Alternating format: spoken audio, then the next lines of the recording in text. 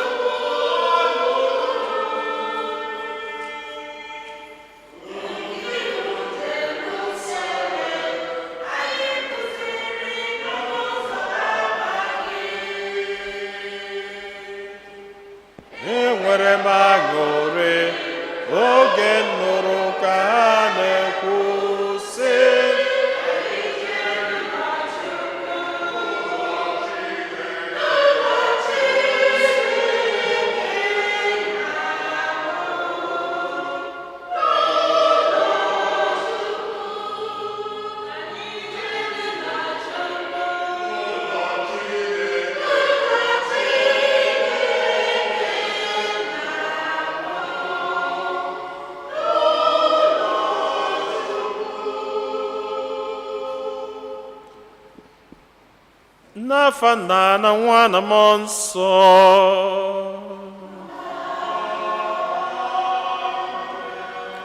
Ka ngọzi nke Onyenwe anyị Jesu Kristi na ịhụnanya nke Chukwu Nna na ịdịkọ n'otu nke Mmụọ Nsọ na-enye dịrị unu niile.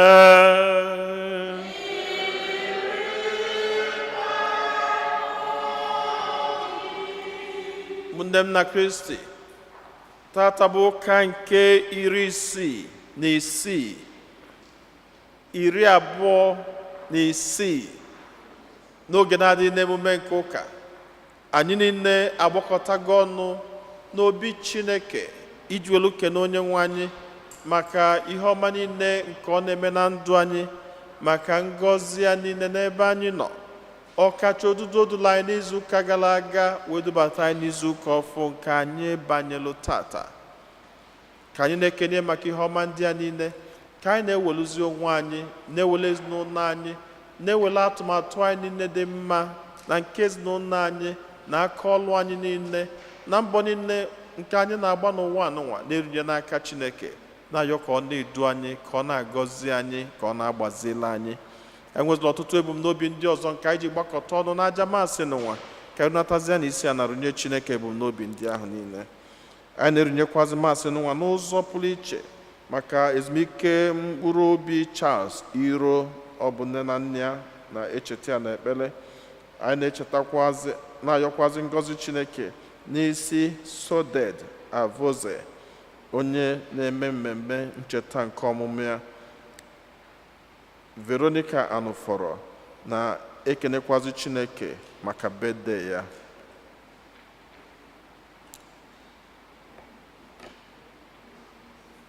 Ụmụnna, ka anyị kwado onwe anyị nke ọma maka nnukwu emume nke Yukaristia nwa site n'ikwupụta njọ anyị.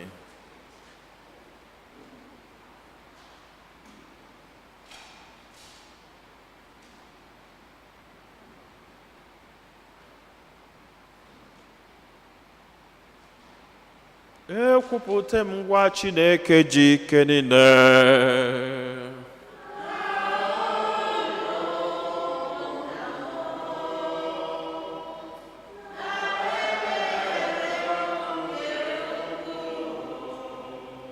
Site n'echiche na okwu n'omume, na site n'ịrapụ ezi omume o kwesịrị na mụ ga-eme, site na mmehie m, site na mmehie m, site na mmehie m nke kasịrị ukwuu, nye ka m ji ayọ Maria dị ngọzi,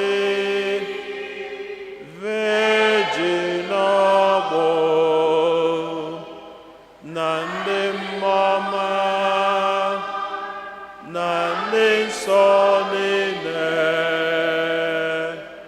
na unu ụmụnna m, ka unu rịọbara m sebụ ụwa Chukwu anyị ayịyọ. Ka Chineke ji ike niile mere anyị ebere, gbaghara anyị njọ anyị, duru anyị na ndụ ebebe.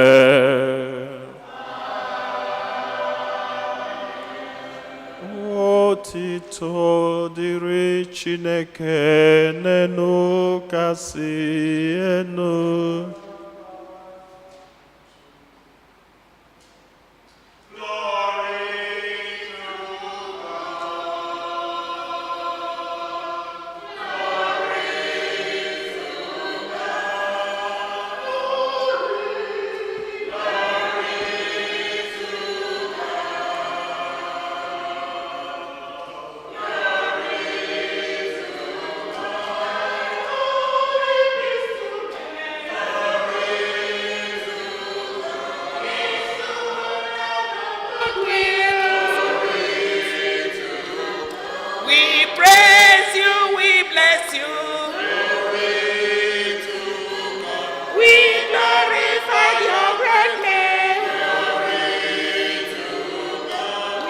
give you thanks, O Lord, for your glory to God, Lord God, heavenly King, glory to God, Lord the Father Almighty, glory to God, glory, glory to God, glory to God, glory, glory to God, glory to God, Jesus Christ, glory to God, Father, the Father, glory to God, we praise you, we bless you, glory to God, your glory to God, and break away the sin, glory to receive our prayer, Lord, glory to God, who sits at the right hand, glory to have the Father in heaven, glory to God, glory, glory to God, glory to God, glory, glory to God, glory to God, you thought as well was high, glory to God, Lord Jesus Christ, glory to God, with the Holy Spirit, glory to God, in the Father, glory, glory to Amen, hallelujah. Amen, hallelujah, glory to God, glory,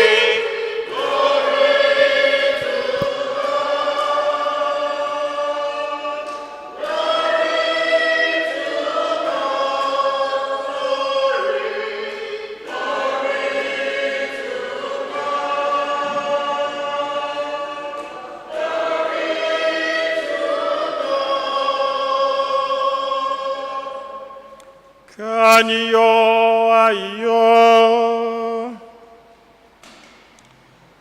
Chineke anyị, na nnukwu ebere na mgbaghara gị ka ị na-egosi ike gị pụrụ ime ihe niile, biko hụkwasị anyị amara gị na-akwụsịghị akwụsị, nyere anyị aka ka anyị were ọsọ na-agbaga na nkwa ikwere anyị, wee bịa keta oke na aṅụrị nke eluigwe. Anyị yọrọ nke a site na ndị nwe anyị Jesu Kristi nwa gị, onye gị na ya dị ndụ na-achị n'ịdịkọ n'otu nke mmụọ nsọ, otu Chukwu site n'ụwa ta ụwa niile.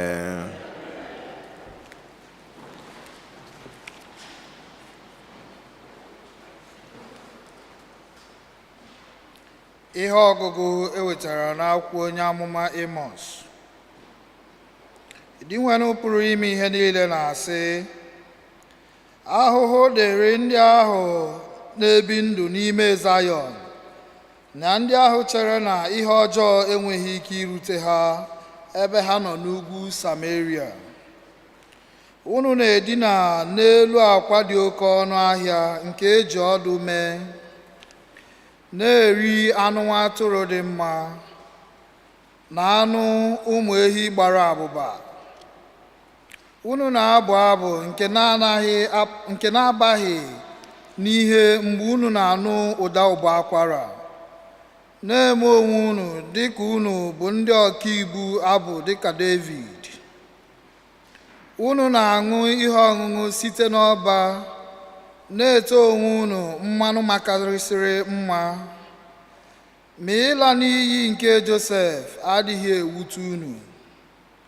N'ihi ya, unu agbaghị ibu unu aghaghị ịbụ ndị ga-ebu ụzọ mee ka ha jee biri n'ala ndị ọzọ. Na mberede, oke oriri unu na ndị n'ala unu ga-agwụsị. Okwu nke usekpụrụwa.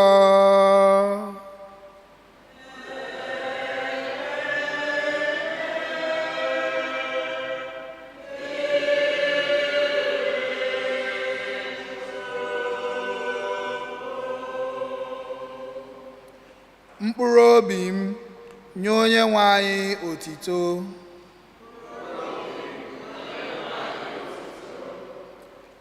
Ọ bụ Dinwenu na-emezu nkwa o kwere ruo mgbe ebighị ebi. Ọ na-ekpe ikpe ziri ezi, nye ndị a na-emegbu emegbu ikpe. Ọ na-enye ndị agụụ na-agụ nri. Onyenwe anyị na-atọghapụ ndị eji eji na mkpọrọ. Mkpụrụ obi m, nye Onyenwe anyị otito. Onyenwe anyị na-emeghe anya ndị kpuru ìsì. Ọ na-ekulikwa ndị ibu ha na-anyịgbu, nyerekwa ha aka. Onyenwe anyị hụrụ ndị ezi omume n'anya. Onyenwe anyị na-echebe ndị ọbịa. Mkpụrụ obi m, nye Onyenwe anyị otito. Onyenwe anyị na-ekulite nwa mgbei na nwaanyị isi mkpe, ma ọ na-eme ka ụzọ ndị ajọ mmadụ gbagọọ agbagọ. Onyenwe anyị ga-achịgide ruo mgbe ebighị ebi. Zayọn, Chineke gị si na ndụdụga ndụ chiruo na ndụdụga ndụ. Mkpụrụ obi m, nye Onyenwe anyị otito.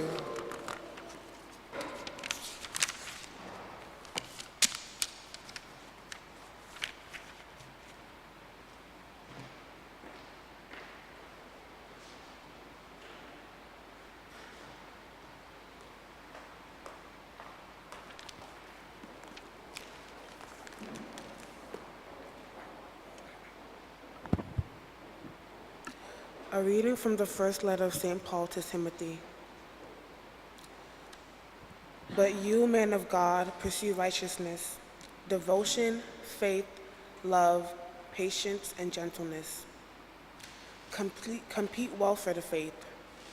Lay hold of eternal life, to which you were called, when you made the noble confession in the presence of many witnesses. I charge you before God under Pontius Pilate for the noble confession, to keep the commandment without stain or reproach until the appearance of our Lord Jesus Christ, that the blessed and only ruler will make manifest at the proper time, the King of kings and Lord of lords, who alone has immortality, who dwells in unapproachable light, in whom no human being has seen or can see. To him be honor and eternal power. Amen. The word of the Lord.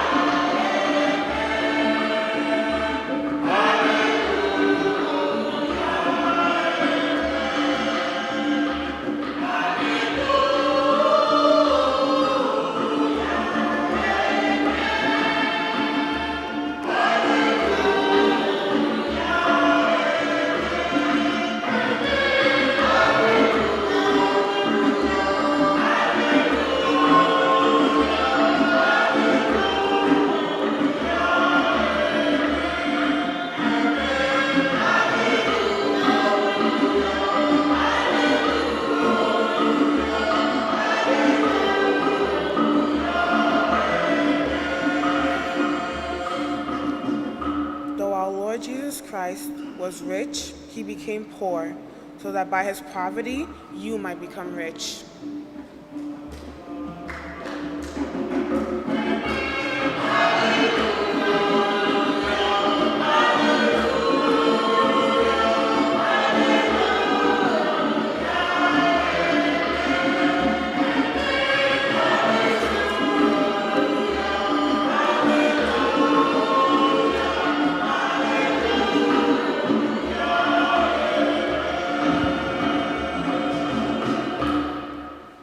onye nwe anyị nọnyelu nọ.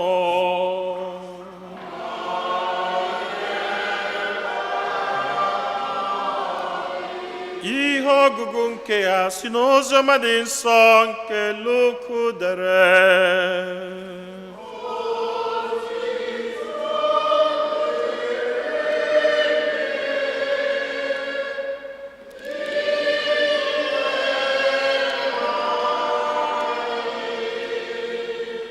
Jesu gwara ndị Farisii, e nwere otu ọgaranya na-eyi uwe mara mma na-erikwa nri mara mma ụbọchị niile, ma e nwekwara otu nwa ogbenye onye ọnya zuru ahụ a na-akpọ Lazarọs na-atọgbọchi n'ọnụ ụzọ esi abanye n'ụlọ ọgaranya ahụ.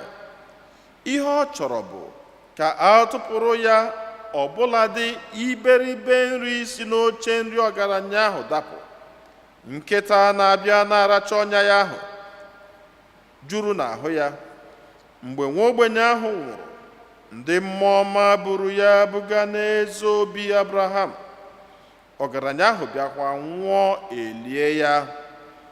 Ebe ọgaranya ahụ nọ na-ahụju anya n'ọkụ mmụọ, ka o siri letie anya hụ Abraham n'ebe dị anya, bịakwa hụ Lazarọs ka ọ nọ n'eze obi ya, o tiri mkpu sị, nna m Abraham, biko mere m ebere, zite Lazarọs ka ọ gadetụ ọnụnụ mkpịsị aka ya na mmiri, gadetụ m n'ire, mejuo ire m, n'ihi na ọkụ n'ebe a elegbuela m. Ma Abraham zara ya, nwa m, chetakwa na mgbe ị dị ndụ n'ụwa, ị bụ onye ụwa ọma, ma Lazarọs bụ onye ụwa ọjọọ. Ma ugbu a ihe asụgharịala, a na-akasi ya obi ebe ị nọ na-ahụju anya, ma ọ gwụbeghị. E nwere nnukwu oke olulu kewara anyị na ụnụ. Mmadụ ọbụla enwekwaghị ike isite n'ebe a bịa n'ebe unu nọ. Ọ dịghịkwa onye nwere ike isite n'ebe a unu nọ bịa n'ebe a anyị nọ. Ma ọgaranya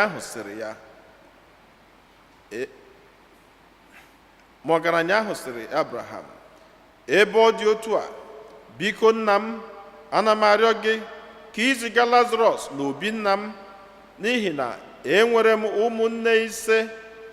Biko ya gaa dọọ ha aka na ntị ka ha ghara iso m bata n'ahụju anya.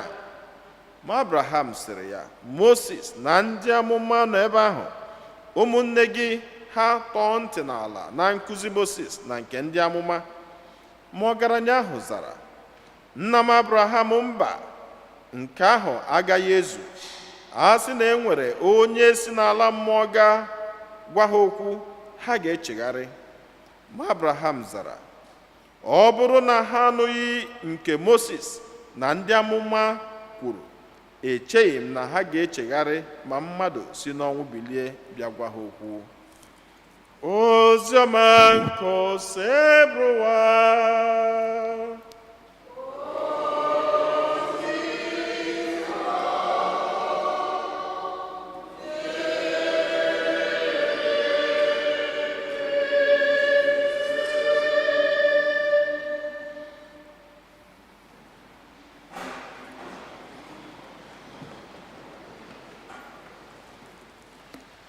Otito dịrịnụ Jesu, onye jisi ike.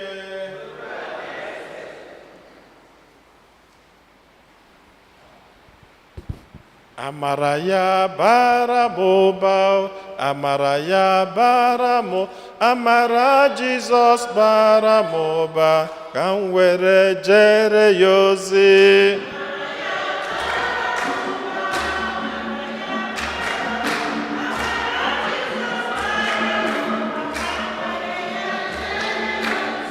Amara ya bara m ụba, amara ya bara m, amara Jizọs bara m ụba, ka m were jere ya ozi.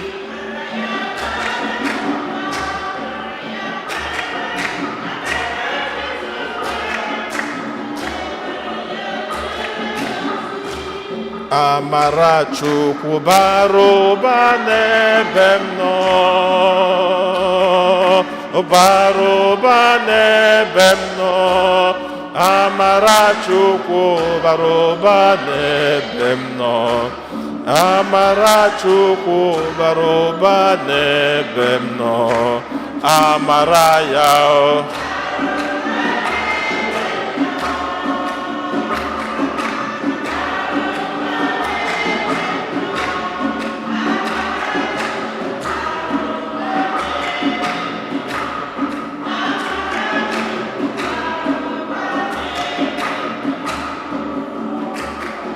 ngọzi ya bara ụba n'ebe m nọ. Bara ụba n'ebe m nọ. Amara Chukwu bara ụba n'ebe m nọ. Amara ya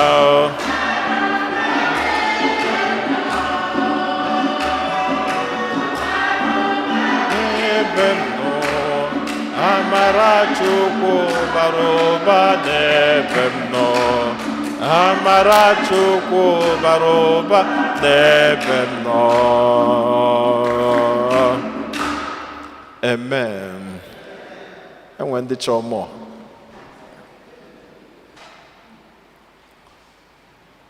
Ọ bụ na Amaka nne ọ ka enyela ya akarị nne. O toruenu Jesu. Dịka m si kwu, kwa ụbọchị ụka ọbụla anyị bịara ụka nwere okwu Chukwu na-achọ izi anyị. A na-ekwu okwu Chukwu ma onye a na-agwa o ma onye na-agwa agwa, onye ọbụla dị involved, ọkwa ya?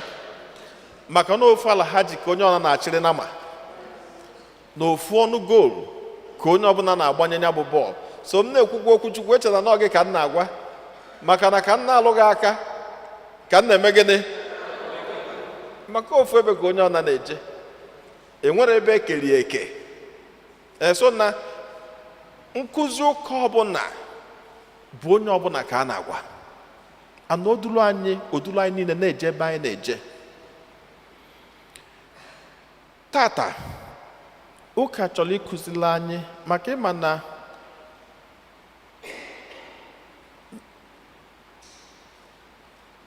ka m bụrụ ụzọ tinye ya n'oyibo. What you would want others to do for you if you find yourself in their situation is what God wants you to do for others who are in that particular situation. Can take in a different way. Can we yaketa n'ebe nwa ogbenye agụ na-agụ gị, ịbata fụ mbata be Chizọba fụ na ọ na-eri nri, gịnị ka mmemme expect? Ka onye bụ itu ụmụnne ka nrie, then mechakwazie nnaba o, maybe onye m nri jucha afọ naba, eluzi ụbọchị ọzọ mfụkwa onye ọzọ agụụ na-agụ welu nri m zoo n'okpuru bed, si na ndị a na-erika na ibupụta nri a kịta ha eme gịnị, ha eripịa nya. Ka Chineke si na ọ dịrọ mma. Ọnya bụ nsi okwu niile, nkụzi ya niile akụzi tata. Chineke si na ọ dịrọ mma, maka na isi ebele anyị na-ebe ijekwu na nna nọ n'eluigwe ọsị, forgive us our sins as we forgive those who trespassed against us. Maka na ebe ọ ga-adịghị mma ka Chineke gbaghalụ gị nke gị, gị mekwa gịnị, gị gbaghalụkwa onye ọzọ. Bible sịkwa that the measure you use to measure for others is the same measure that will be used to measure for you. Iwefu na ọ dị so symbiotic na emele anyị na-emelụ ndị ọzọ na etu anyị si eme, na-echekwa na n'imechazie ya etu ahụ, especially ọ bụ na ime nke ọma,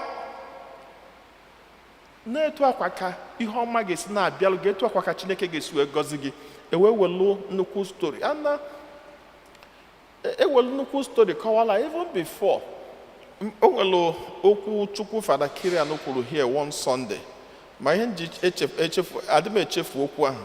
Adị njiji adị echefu ya bụ na enwere ofu enyi nwoke si Nigeria bịa then. So mụ na ya wee bịa ụka that day. So ọ nnatara ọ jụcha m nke maka ndị St. Fortunata jụcha m. Then the next question ọ na-ajụ m bụ, unu echetara okwu Chukwu ahụ? Ana enwekwara onye ọzọ adị echefu okwu Chukwu ahụ echefu, ngwa na onye ọ bụ onyiba na abụọ fọrọ Fada Kirian ọjụkwa the same thing. Then this my friend fụkwa m every time ọ jụchara m ihe ọ ya dịzi m bụ kedu maka Father, I lost my wallet. Unu chetago okwu ahụ? Ọ sị m kedu maka Father, ọ dị echeta ya mana ihe ọ na-echeta bụ ofu okwu Chukwu ahụ, I lost my wallet. And kedu ebe okwu Chukwu ahụ lụtara aka that day? Okwu Chukwu ahụ lụtara aka na ọ sị nya jechalụ travel na-abata na subway keli tutezie banye bus or whatever ọ chọrọ ịbanye mezie aka ome gịnị ọfụọzi wallet ya. Ọ na-asị ka ezi ebe abịa ịma ịchọma nwe ihe ọ ga-abịa ịchọba ịchọ ya mana be ndị mmụọ even o nweta ọ ga-abịa ịchọba ihe ịchọ ya ma ebe ije nụrọ n'ụwa maka na ebe ọbụla dịzi possible na ọ ga-adị na ya. Ọ chọsịa wallet ya ọfụrụ o wee sị ka a mara n'etu a ga-esi wee natanwu ka a yọọ ayịyọ. O wee sị na ya pụtara n'ụzọ onye ọsịa please can you give ozugbo ọ na-ekwu onye ahụ eme gịnị a na-agasị ike. Ọ sị na ya yọgidere ndị mmadụ amaghịzi m etu echetazi m how he ended up coming home, but ọ sị na ya yọgidere ndị mmadụ ayịyọ nọ mbọsị a ka ya ji wee mara na iyi ayịyọ ma gịnị adịrị izi. And gịnị ka a na-ayọ $3 nọmba ka ya chọpụtara na ihe ayịyọ adịkwuro dị izi na onye na-ayọ ayịyọ onye ifuru na-ayọ ga ayịyọ na ya na ihe na-eme. Onye ka akwụkwọ nsọ si wee kwu ọ sị it is better to give than to receive. Maka na inwe opportunity to give, you are so elevated and ị nwere ike ịma aghọtazi ihe onye ahụ na-ayọ gị nọ n'ana ya na ihe na-eje ọ ka alụ m mma na nwelụ na-enye karịa na m na-eto because aka nọ n'elu ka mma karịa nke nọ n'ala. Ewe gosi anyị na nkụzi tata n'ihe ọgụ nke mbụ lụtọkwara ya onye amụma Amos ọ sị na ndị ọgaranya na ha na-eji m iko ọna-edo ma mpi efi ma ihe niile na-aṅụ mana ọ bụ na ha na-enyetụlụ ndị ogbenye aka n'oge ikpeazụ na ha ga-ata aja. Ewegosizi anyị ebe a na-ata aja ahụ tata. Ofu onye eze onye ọgaranya na Lazarus bụ nwa mgbei. Lazarus adabatakwa n'ime na ọ na-anọ n'ọnụ ụzọ onye ọgaranya na ndị enyi ya na-eri na-aṅụ. Lazarus ngwa unu enyekwuzina ya nke dị n'efere nyekwuzi anya nke unu na-ekpopụ mana ka obi onye ọgaranya dị kama ọ ga-eweli enye Lazarus ọ sị oweli eme gịnị nye nkịta because nya nwere nkịta ya ga-efeed and the dog is even better than nkịta. Anyị na-ekwu anya efu na ọ dịkwa n'obodo a maka ọ na ndị agụ ha na-etinye n'isi nkịta na ha na-etinye n'isi ndị mmadụ. Ụwa ka adịtụ mma obele but anyway onye ọbụla na chie asị na nkịta na-abịa na-alacha ọnya Lazarus mana nwere nke o nwere nwa nke olite. Lazarus nọgide wee mechaa gịnị he eventually died. When Lazarus died, what happened? The Bible said Lazarus went straight to heaven. Maka ọ tachaghị afọ niile o mee gịnị ọ ga-ata n'ụwa.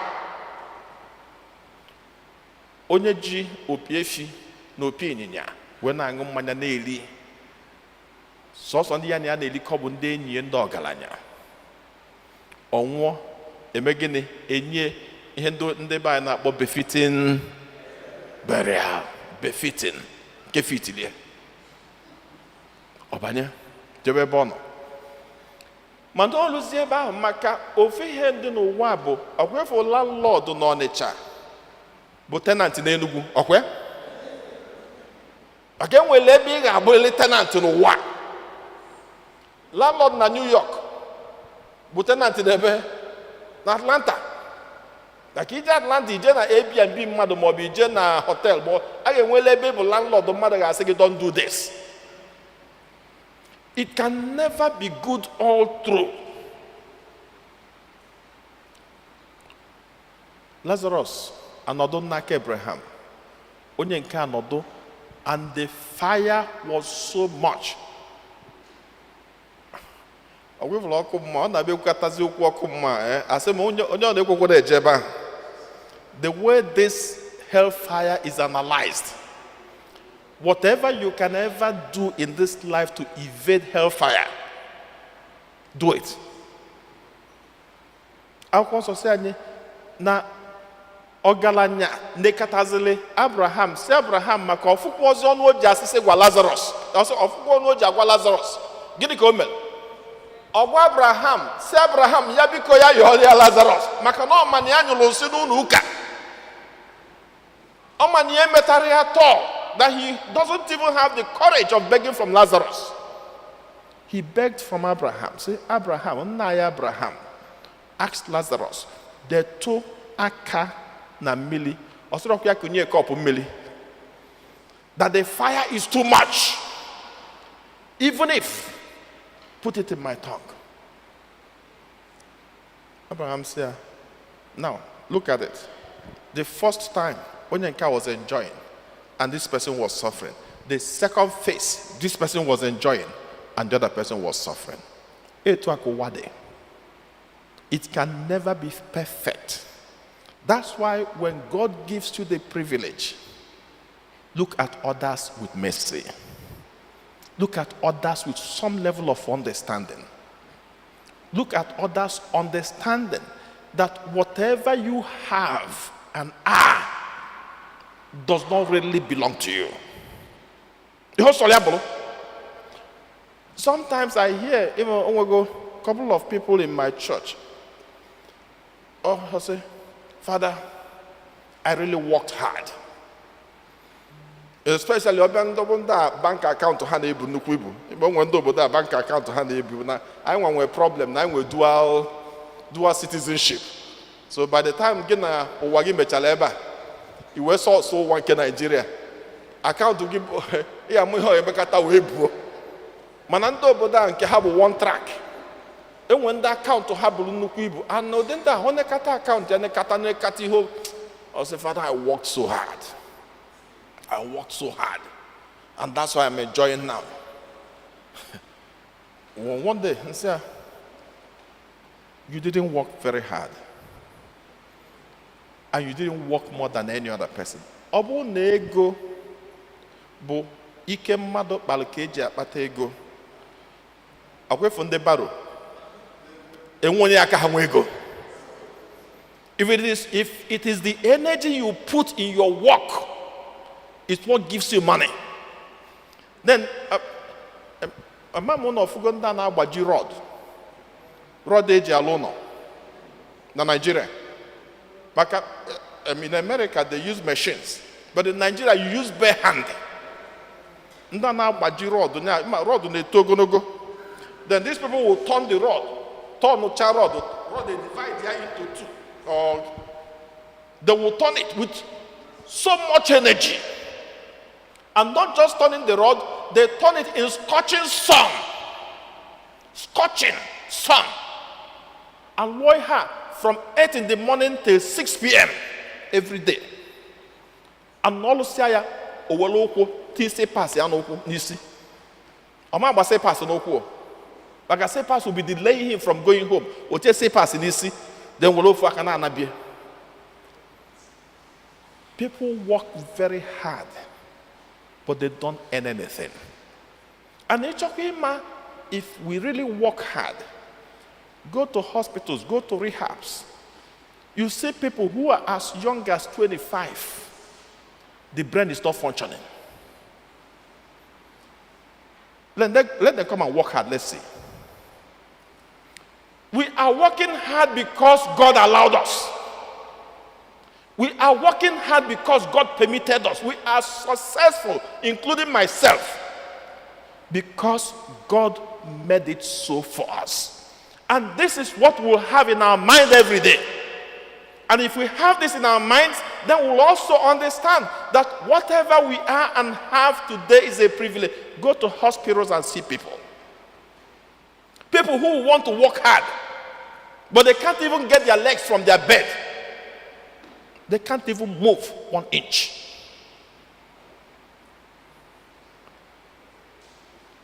God is good all the time. And that's why if you're privileged and you see somebody who is underprivileged, be sensitive. Be very sensitive to people's plights. Very sensitive. Some people with physical challenge. Some people with emotional challenge. Some people with psychological challenge. Some people with social challenge. Enwere ndị ọ ga-abụ ọpụta ịpụta etu ike na onye ọbụla nọrọ on you. You think you're very smart. No, enwere ndị ọ ga-abụ ha pụta hafụ ndị mmadụ ha eje nọdụ ofu ebe. They can't even relate. They don't even have life. Before you know it, they're so depressed because in their mind, psychologically, they think that the world hates them. When you see those people, because the ability to socialize does not mean they will hear a meeting. It is a gift. Let us be very sensitive in other people's plight. That is the story of Lazarus and the rich man. The rich man was not sensitive to this man's poverty. God wants us to be sensitive to each other. And that's why where love comes in. May we love one another as we want others to love us through Christ our Lord.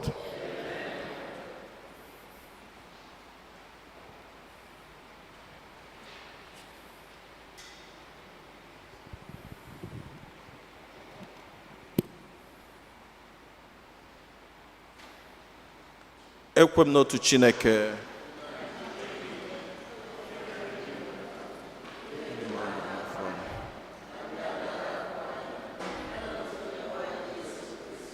Otu nwa Chineke mụrụ, nna mụrụ tupu wata ụwa niile. Chukwu si na Chukwu, ihe si n'ihe. Eze Chukwu si na eze Chukwu. A mụrụ ya amụ eme ihe eme. Ya na nna bụ otu ihe. Ihe a ji bụrụ Chukwu, onye si na ya mee ihe dum.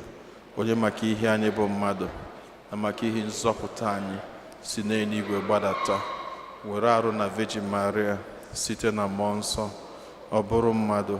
Abịa kpọgbuo ya n'obe n'ihe anyị n'oge ọchịchị Pontius Pilate, ọ taa afụfụ, ọnwụọ, enye ya. O bilitere n'ụbọchị nke atọ ka akwụkwọ nsọ siri kwu, rọgoro n'eluigwe nọdụ n'aka nụ. Ọ ga-abịaghachi ọzọ n'ebube ya ikpe ndị dị ndụ na ndị nwụrụ anwụ ikpe. Onye ọchịchị ya na-enweghị njedebe. Ekwe na mmụọ nsọ, onye nwe anyị na-enye ndụ, onye si na nna na nwa pụta, onye a na-esekpụrụ na-etokọdo ya na nna na nwa, onye si na ndị amụma kwuo okwu. Ekwe m n'otu nzukọ nsọ Katọlik na Apọstọlik. Ekwupụta m otu baptizim nke mgbaghara njọ. Tụọ anya mbilite n'ọnwụ ndị nwụrụ anwụ na ndụ ụwa ga-abịanụ. Amen.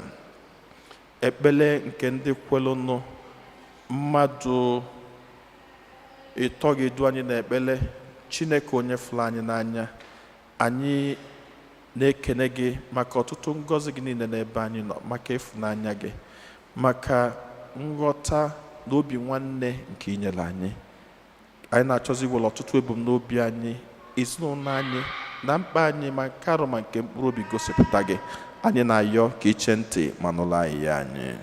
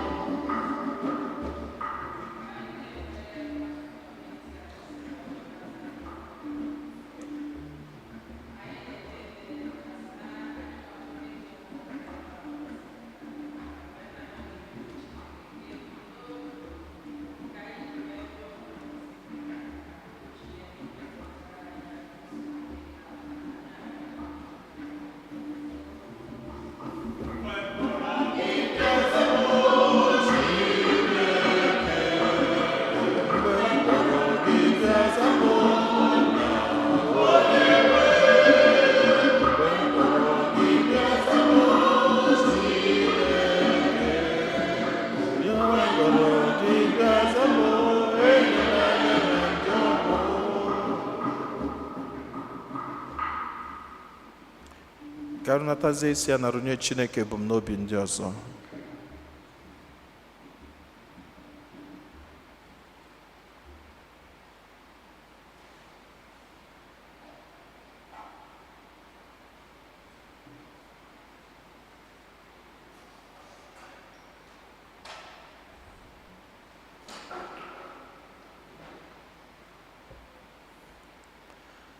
Zamo, zamo, Chineke nna zamo, Chineke nke nwa ogbenye mgbe mkpọrọ gị zamo, zamo.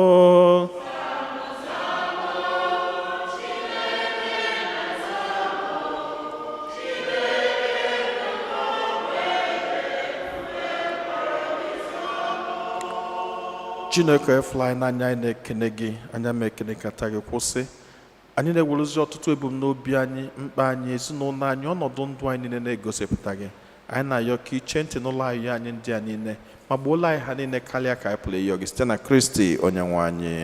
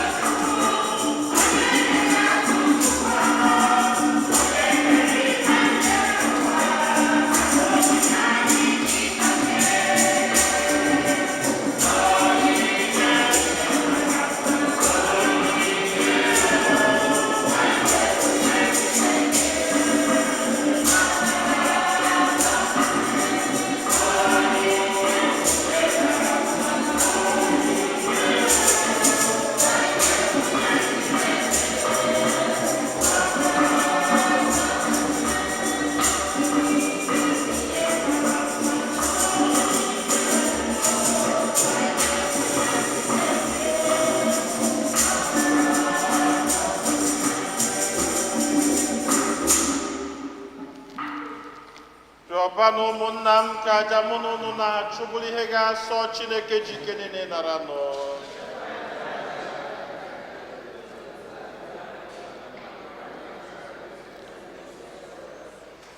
Chineke onye ebere nara onyinye anyị na-ebutere gị, biko mee ka o meghere anyị ụzọ ebe ngọzi gị niile ga-esi bịara anyị. Anyị yọrọ nke a site na Kristi Onyenwe anyị.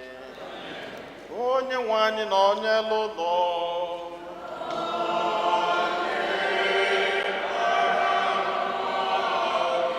Welite n'obi enu.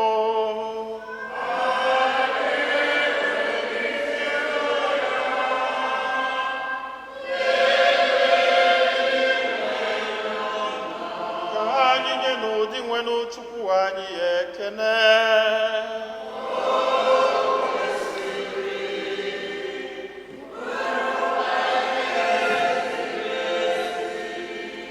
kwesịrị ezi bụrụkwa ihe ziri ezi na-azọ ndụ na anyị ga-enye gị ekele oge niile na ebe niile. O nna dị nsọ, Chineke ji ike niile, onye ji ụwa tụ ụwa, onye jiri ihe ebere o nwere maka mmehie mmadụ kwere ka mụọ ya na Virgin Maria. Ọ gbapụtara anyị n'ọnwụ ebebe, si n'ọnwụ ọ nwụrụ n'elu obe, ya si na mbilite n'ọnwụ ya nye anyị ndụ ebebe. N'ihi nke a anyị na-eso igwe ndị mama niile nke eluigwe na-eto ebube gị oge niile n'ukwe na ekwe.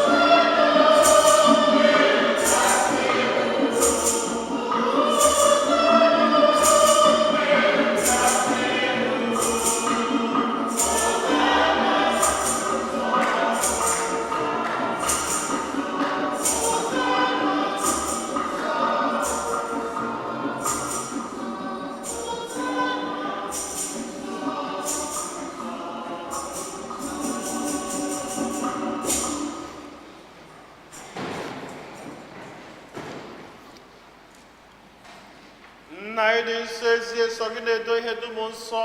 Anyị arịọ ka ido onyinye ndị a nsọ site rụpụta ha mmụọ gị, ka ha wee ghọrọ anyị arụ n'ọbara nke onye nwe anyị Jesu Kristi, onye bịara tupu edunia n'ọnwụ, nke o jiri aka ya wee nara o were achịcha nye gị ekele na otito nyawa ya, nye ya ụmụazụ ya sị, naranụ nke a, rienụ ya ọnụ niile, nke a bụ arụ m nke a ga-eduru nye maka ụnụ.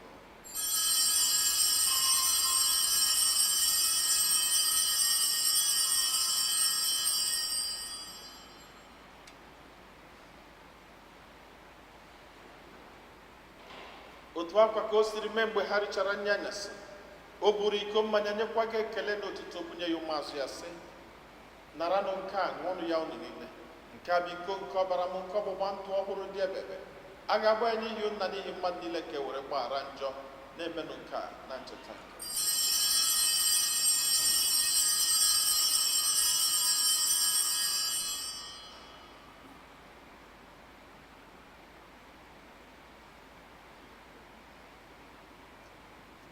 Ka anyị kwupụtanụ n'ihe omimi nke okwukwe anyị na-eme ugbu a.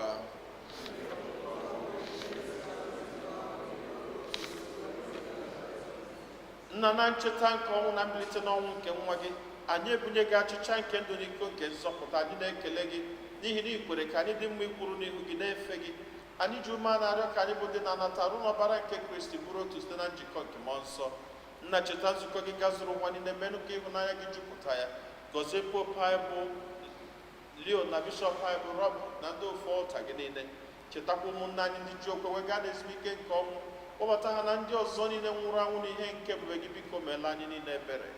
Ka anyị soro Virgin Maria dị ngọzi, nne nke Chukwu, na ndị apọstụl na ndị nsọ gị niile, ndị mere uche gị na wee keta ndụ ebebe.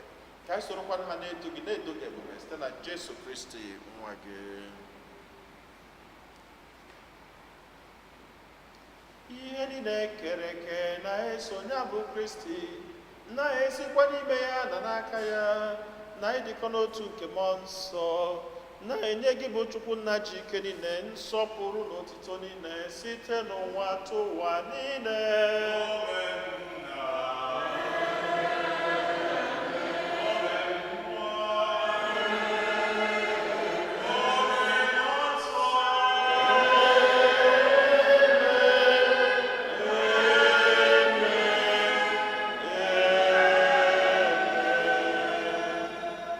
Nna anyị nọ n'eluigwe,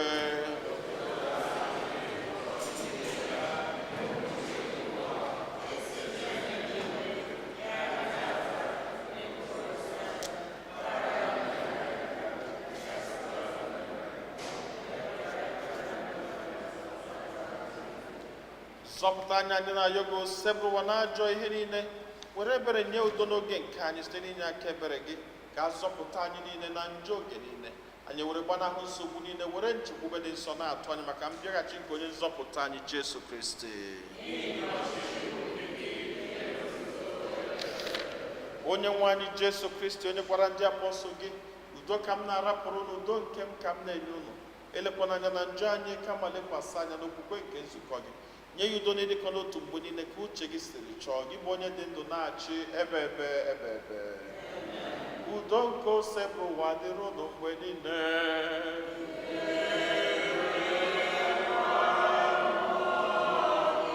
Nyerịta n'onwe unu wee kene unu.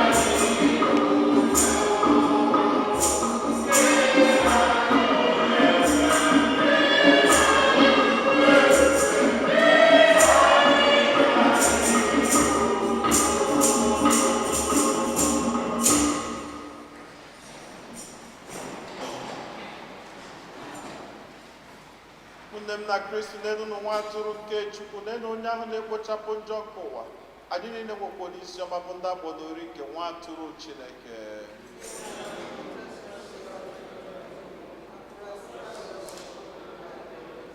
Ka arụ n'ọbara Kristi chekwaba anyị niile wee rue na ndụ ebebe.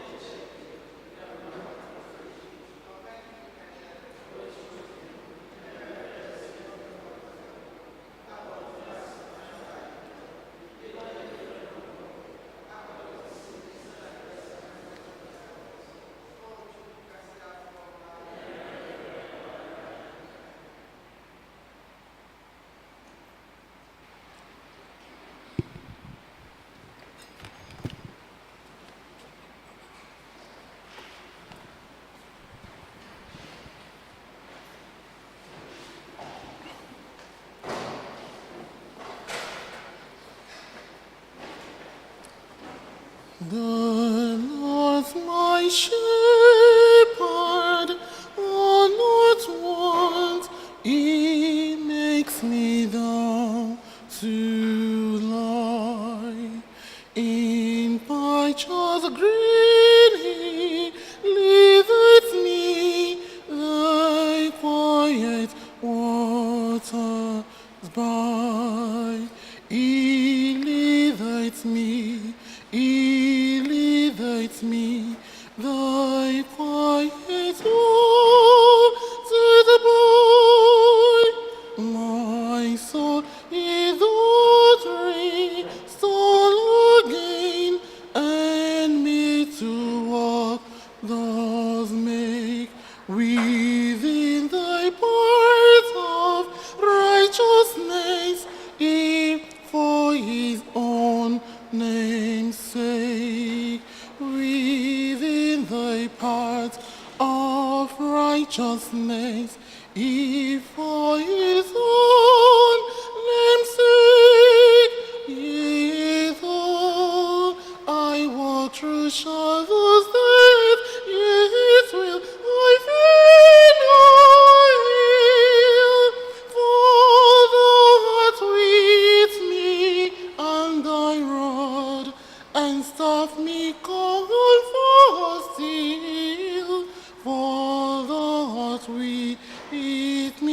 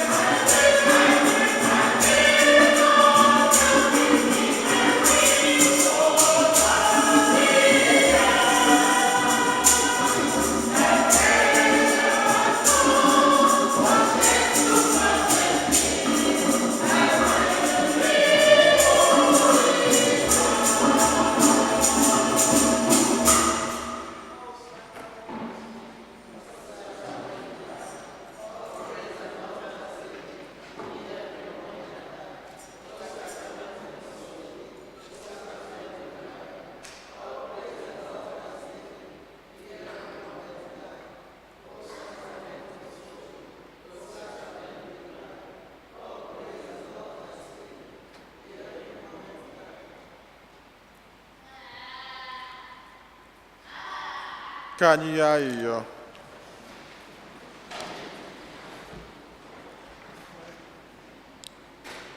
Onye nwe anyị biko mee ka ahụ n'ọbara nwa gị nke anyị ji akwụ ụgwọ maka njọ anyị bụrụ anyị ihe nzọpụta nke ahụ na mkpụrụ obi, ka anyị soro keta oke n'otito ya ebe anyị so na-ekwupụta ọnwụ ya n'ụwa n'ụwa. Ayọrọ nke a site na Kristi onye nwe anyị.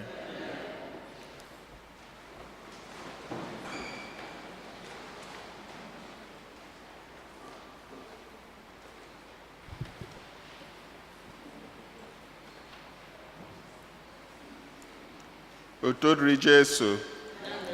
Second collection.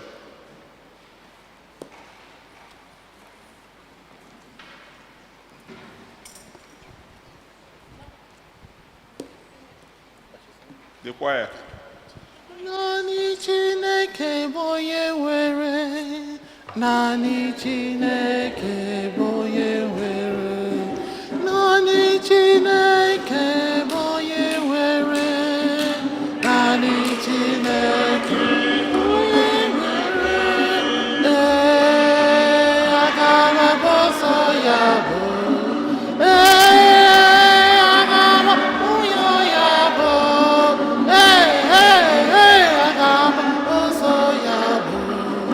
Naanị Chineke bụ onye nwere, naanị Chineke bụ onye nwere,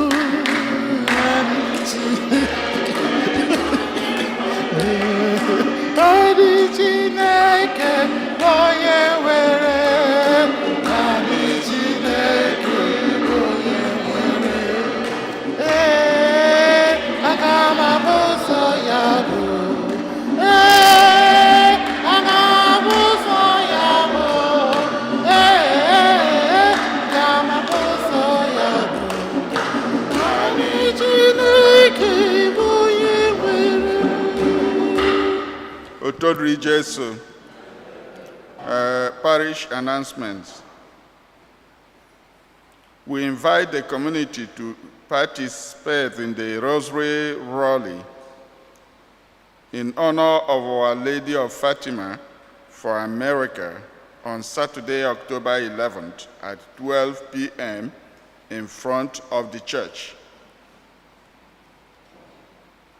Religious education classes have already begun. If you have not yet registered your child, please do so Monday through Friday from 9 a.m. to 3 p.m. Sacramental preparation classes. Our parish offers classes for youth and adults ages 16 and older who have not yet received the sacraments of baptism, Holy Communion, and confirmation. For more information and to register, please contact the rectory.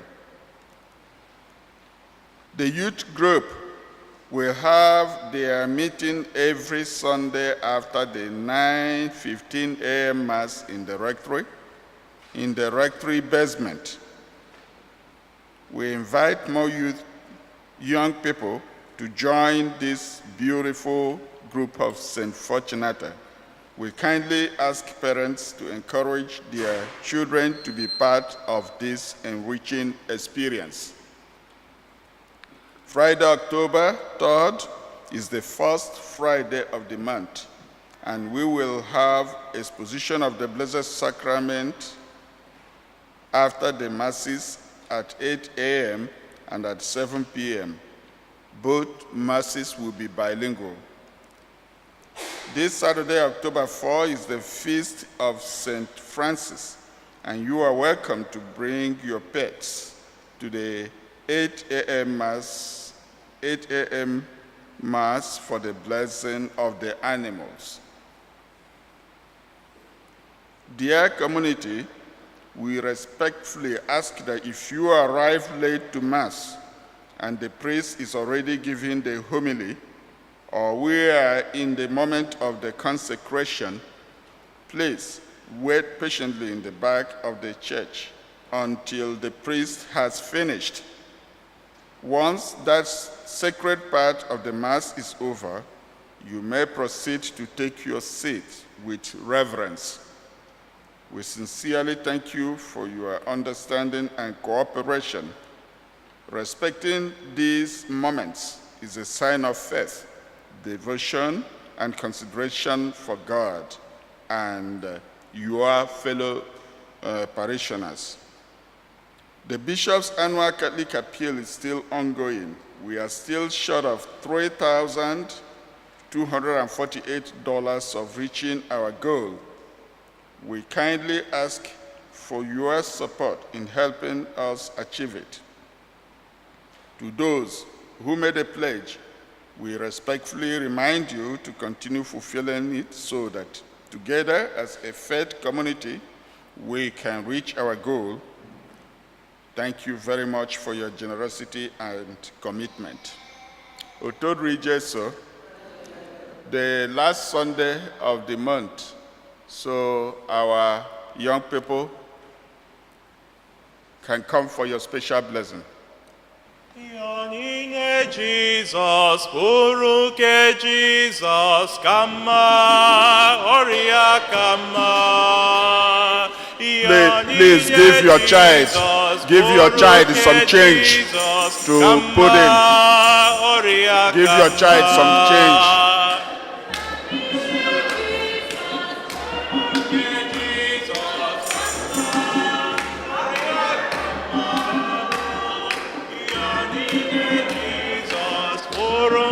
Jesus, Kama, Oria Kama.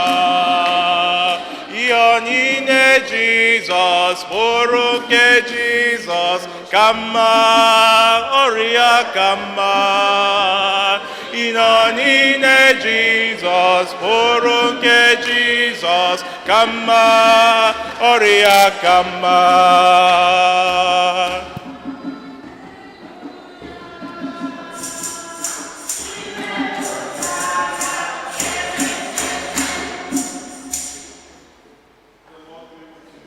And with your spirit.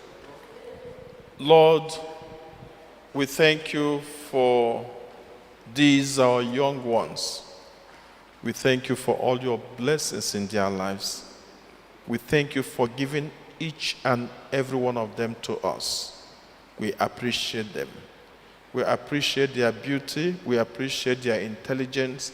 We appreciate all their contributions in our families, in our lives.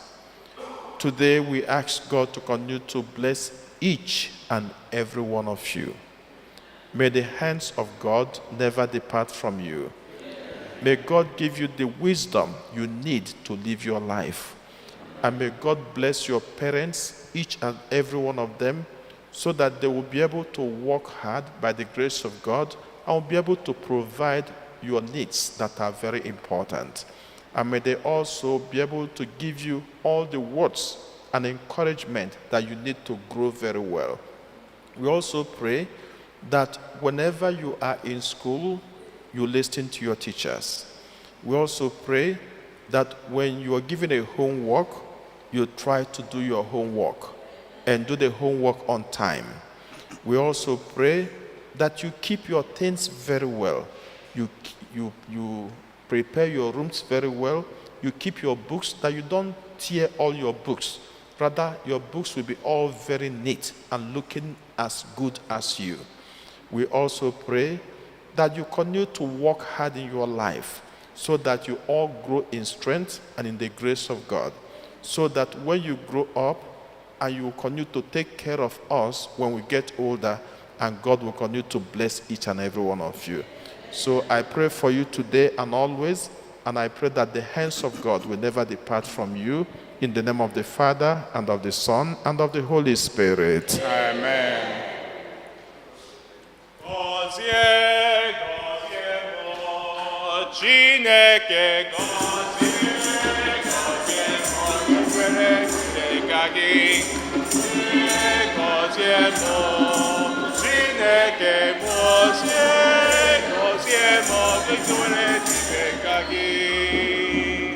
Otodri Jesu, biko ndị nne na nna enwere mbọsị anyị kwuru ya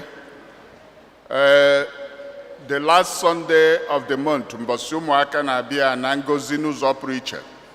Biko chọọ some change nye ha ka ha bịa tinye. Chukwu anyị na-efe anaghị agba aka efi ya to come and receive a special blessing from God. Nye ha some change ma ha na-abịa. Please remember next time. Otodri Jesu.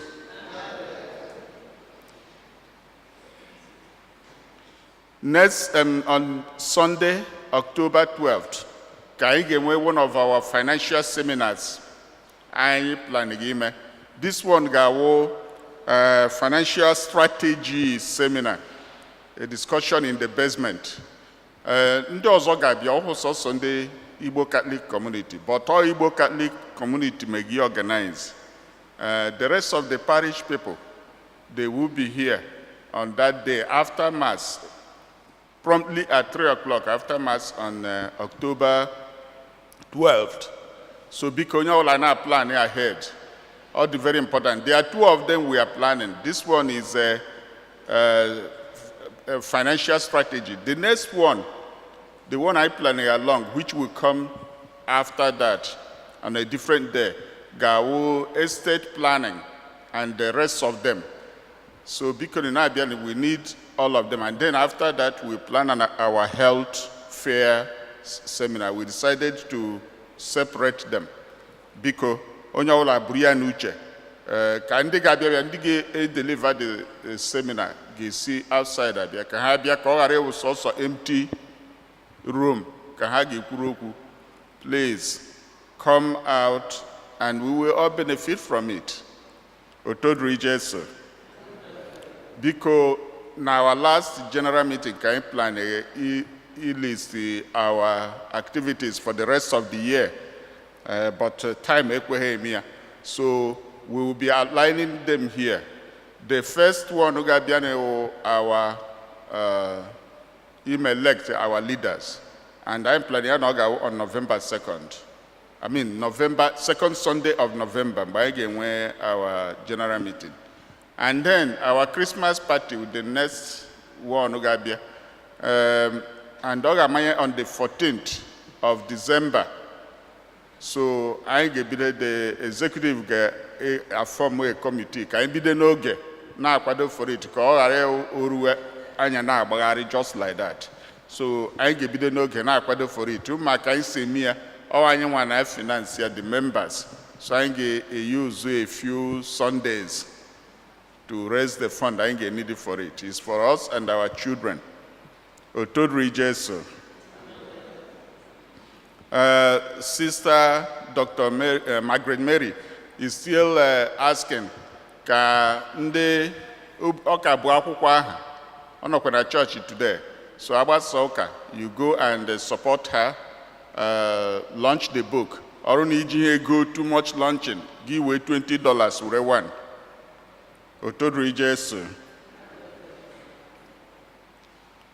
Birthdays, anyone celebrating birthdays? I got a parking lot today.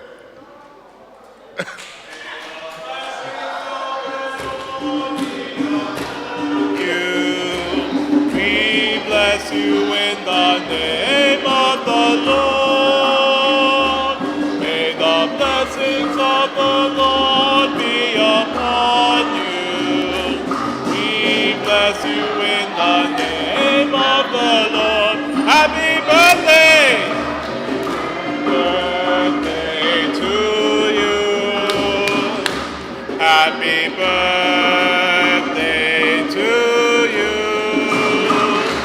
Happy birthday, dear brethren. Happy birthday to you.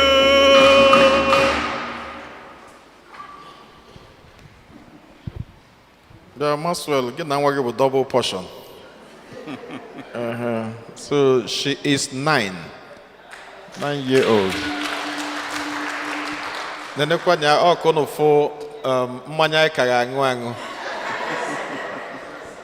All right. So and congratulations, Noto. Okay. All right. Enyemaka dị n'afọ dị nwenu o sebru wanulai anyị. osebruwa nọnyelụnụ.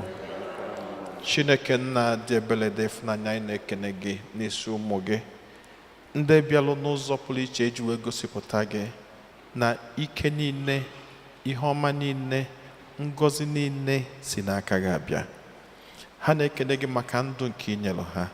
Ha na-ekene gị maka ike nke inyelụ ha. Ha na-ekene gị maka amamihe, maka ezinụlọ, maka ụmụntakịrị, maka ikwu, maka ibe nke inyelụ ha. Ọ bụ sọsọ gị pụrụ ime ihe ndị a niile, eze nke ebube. Ebe ọ bụ na ịgọzigo ha, ebe ọ bụ na inyego ha anya bụ ndụ, ha na-ewerukwa ndụ ha na-etinye n'ọba aka gị n'ofu n'ofu, n'ihi na ha kwenyere nke ọma n'okwu ọnụ gị n'akwụkwọ nke John 10:27 nke sị na ihe ọbụla dị n'ọba aka gị bụ Chineke na ọrụ adafunata adafu, na ihe ọbụla gị bụ Chineke ji na onye ilo anyị bụ ekwensu enwere ọgbawa gị aka welie. Anyị wee na-asị ka ijigidesizi ụmụ gị ndị a ike n'ofu n'ofu, mgbe ha na-eje eje, mgbe ha na-ana ana, mgbe ha na-alara ụla, mgbe ha nọ n'ọlụ ọpụpụ ha niile, mbata ha niile, na atụmatụ niile nke ha ka na-ezube n'ụwa n'ụwa ma ezinụlọ ha.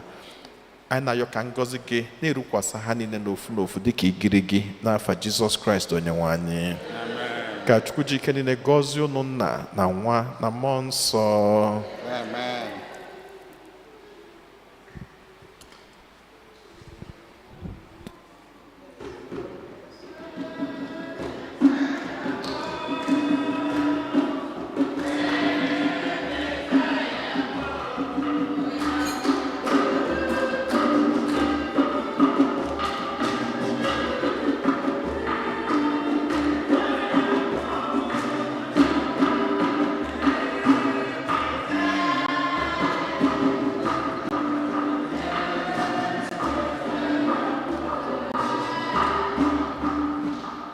Otodri Jesu.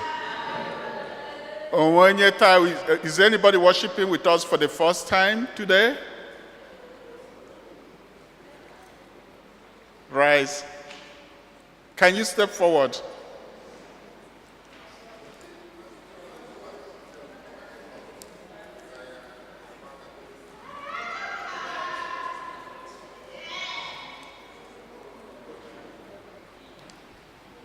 So you introduce yourself to us. Tell us where you come from, your name.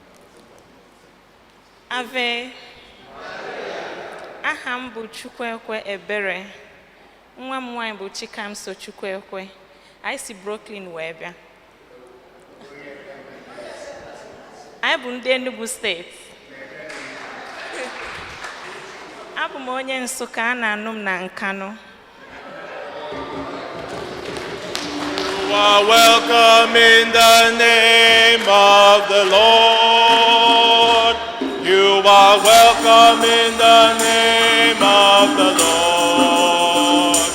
We can see we love you in the glory of the Lord.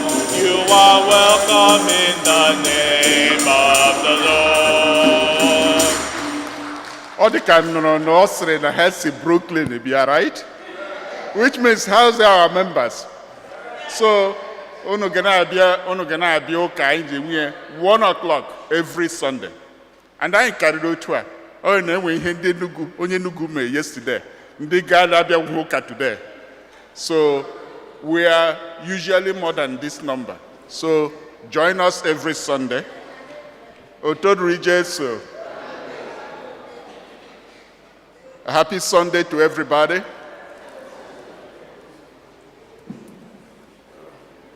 Just quickly, unu n'anya unu ga-afụ na anyị na-agba mbọ ka anyị na-agbasa ụka at most 2:30 ka o wee dị n'ọda ọ rapụ ebe anyị bịa n'ebe unu n'ụlọ ụka. So that's a clear effort.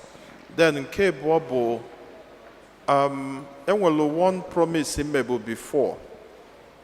Anyị kwuru na ụmụaka gụọ ihe n'Igbo, ọ bụrụkwa ụmụaka gụọ ihe na ụmụaka gụọ ihe n'Igbo na anyị ga-enye ha ihe. And it's a promise mme mana ịma ngwongwo erika n'ụwa a na-ekwu ọnwa na-ekwu ibie, mana ọ ga-adị mma na anyị follow ya up. So ana m ayọ ụnụ, and the only way anyị nwere ike isi were ezi ihe anyị ga na-enye ụmụaka, I'm thinking na nwatakịrị ọbụla gụrụ anyị ihe, at least we should be able, at least in the next 2 years, it doesn't matter more week ụmụaka ọsọ abụgodi nke ndị okenye na-agụ mana nwatakịrị gụrụ ya anọgụrala anya n'Igbo na from A to Z anyị nye $50. So in respect of that, agwago m Malaki Okolo kwuru na ya ga-enye m $500 on this.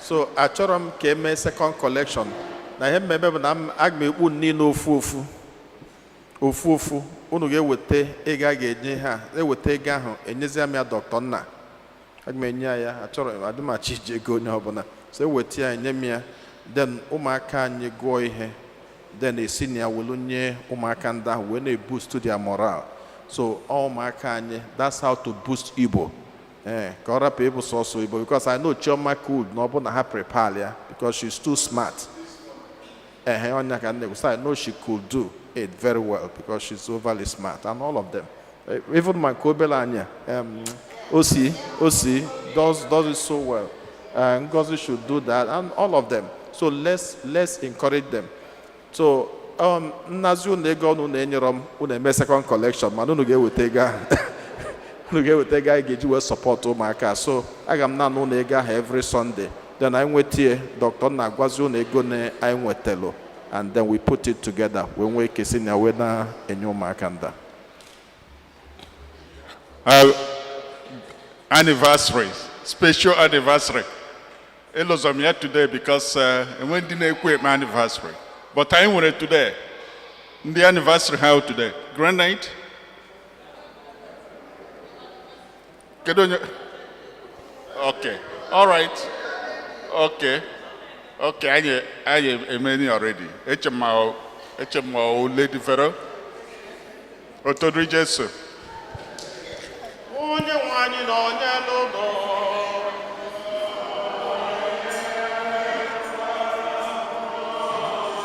ka Chukwu ji ike niile gọzie unu Nna na Nwa na Mmụọ Nsọ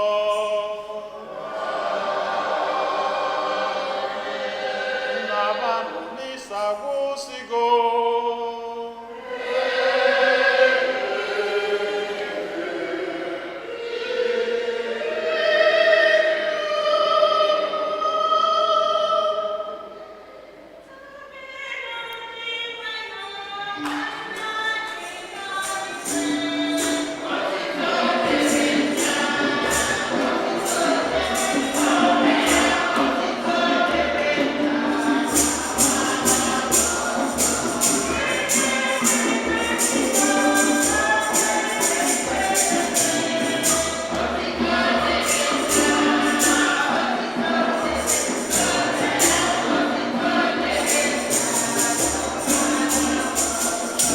Onye gọzike dị wenu ihe niile ọtụtụ dịrị nna ọtụtụ dịrị ntobe ya ọtụtụ dịrị nna na Nwa na Mmụọ Nsọ tobenu dị wenu bụ nna anyị nọ n'igwe ọtụtụ dịrị nna ọtụtụ dịrị ntobe ya ọtụtụ dịrị nna